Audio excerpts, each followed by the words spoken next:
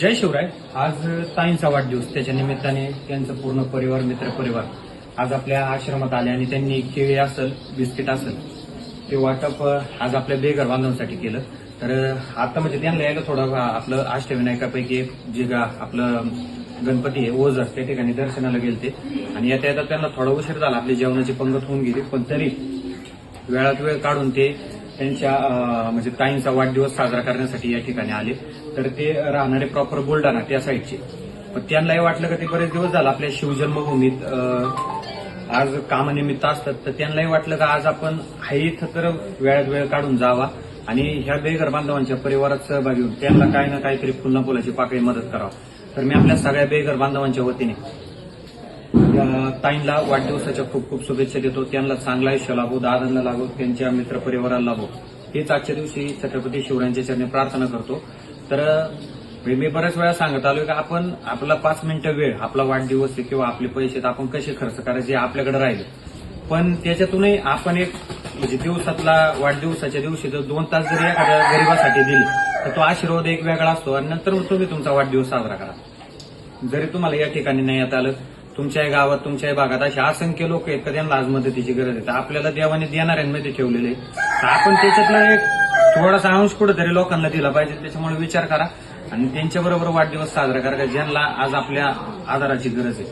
तर विचार करा, व्हिडिओ आवडला तर शेअर करा, कारण का तुम्ही ज्यावेळेस व्हिडिओ शेअर करशाल त्यावेळेस इतर लोकांची सुद्धा भावना असते का आम्हाला पण काहीतरी करायचे, पण कोणाला चालना भेटत नसते आणि त्याच्यातून जर भेटले तर तो आशीर्वाद तुम्हाला लाभेल. तर विचार करा. व्हिडिओ पाहिल्यावर ताईंना वाढदिवसाच्या शुभेच्छा द्या. दादाही 2 शब्द बोलतील, त्यांना कसं वाटलं या ठिकाणी. नमस्कार, मी विशाल डोईफोडे, सिंदखेड राजा माझे जमाता यांची जन्मभूमी, जिल्हा बुलढाणा. मी झाले इथं 5 वर्ष झाले काम करत आहे ऍग्रिकल्चर सेक्टरमध्ये. तर मी अक्षय दादांचे यांचे फेसबुकला व्हिडिओ बघत असतो. नेहमी यायची इच्छा पण काही येणं झालं नाही काय कारणास्तव.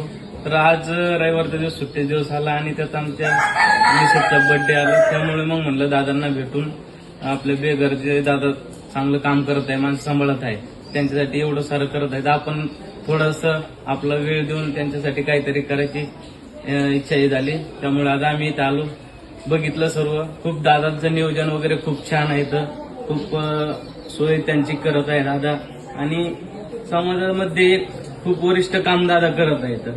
तर असं काही तुम्ही करता आलं तर या वेळातला वेळ काढून 5 मिनिटं 10 मिनिटं तुमचे तिथे येऊन त्यांच्याजवळ स्पेंड करा. आपल्याला कळून जाईल की आयुष्य म्हणजे काय असतं नेमकं, त्यांच्याकडे बघून कळते आपल्याला. तर दादा हे जे काम करत आहे यासाठी दादांना शुभेच्छा देतो आणि 2 शब्द थांबतो. धन्यवाद. चला, त्या म्हणजे परत कधी आले तर योगायोगाने आपण याच आणि असाच वाढदिवस त्यांचा चांगला आनंदात साजरा हो. छत्रपती शिवरायांचा, महादेवांचा, त्याच्यानंतर गणरायांचा आशीर्वाद तुमच्या पाठीशी उभा असेल.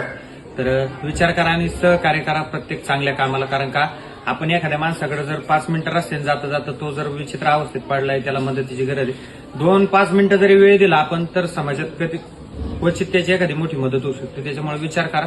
चांगले व्हिडिओ, नाच गाण्याचे व्हिडिओ शेअर करण्यापेक्षा आज समाजात एखादं चांगलं काम जर आपल्या दैवताच्या नावाने चालू असेल तर ते शेअर करा.